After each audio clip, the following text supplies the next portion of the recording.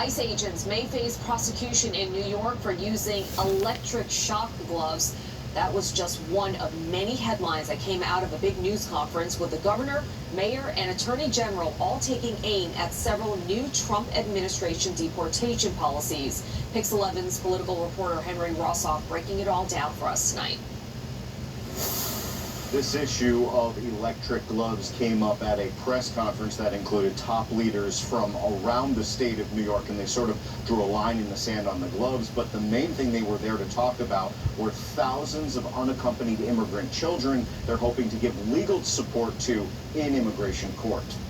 Of course we are outraged, and in the event that a New Yorker is injured as a result of these gloves, obviously there will be a private right of action as well as action from the state of New York. You cannot trample on someone's constitutional rights, and you cannot cause them undue harm, and you will be held accountable. Both New York Governor Kathy Hochul and Attorney General Letitia James say ICE agents who may use electric shock gloves to make immigration arrests in New York could face prosecution.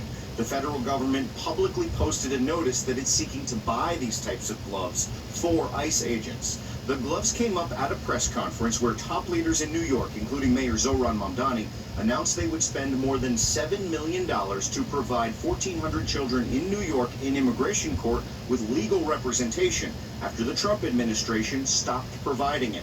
They say many of these children face immigration court alone because their parents were deported.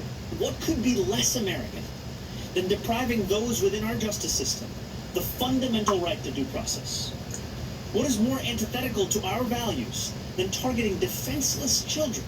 The mayor, governor, and attorney general, flanked by immigration advocates, also expressed concern about an uptick in ICE enforcement in New York City. They brought with them Linda Wolf, who says she was pepper sprayed by ICE agents while recording and protesting them in Upper Manhattan.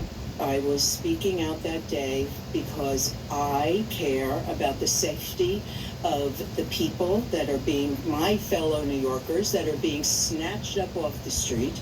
We are reaching out to ICE and the Department of Homeland Security to get comment on these numerous local immigration issues, from the electric shock gloves to the children in immigration court to the uptick in enforcement, including the pepper spray incident. In the newsroom, Henry Rossoff, PIX11 News. New attempt